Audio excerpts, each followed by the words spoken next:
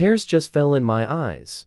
Evander Holyfield reveals only fighter he was afraid to face but beat him to win Junior Olympics. Evander Holyfield was anything but a quitter in his career. The heavyweight legend had the guts to go up against the wrath-off Mike Tyson, doing this not once but twice, and coming out victorious on both occasions, speaks volumes about his caliber. But there was a fight in his formative days that he feared to undertake. In his amateur days, Holyfield boasted a spectacular record of 160-14, with 75 scathing knockouts. As a fighter who started fighting at the age of 7 and grew up in a crime-infested neighborhood, it is only natural for us to think that Holyfield was a naturally tough guy. However, as it turns out, even this legendary fighter had a nemesis once, and at the age of 11, he encountered a fighter that brought tears to his eyes. Incidentally, that was not the last time this would happen.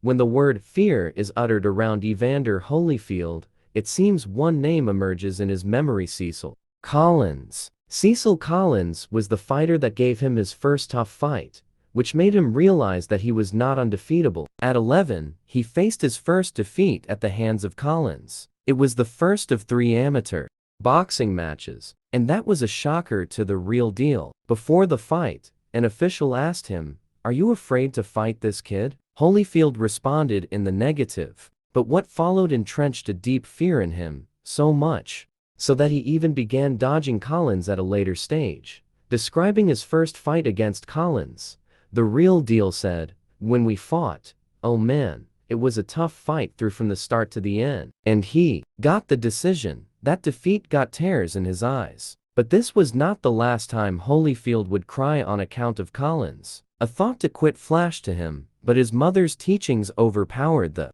sentiment. Subsequently, Holyfield entered the ring yet again to defeat Collins. But again, he could not. Holyfield registered a second loss. He was 13 by then, and was carefully dodging the weight classes that Collins would fight in.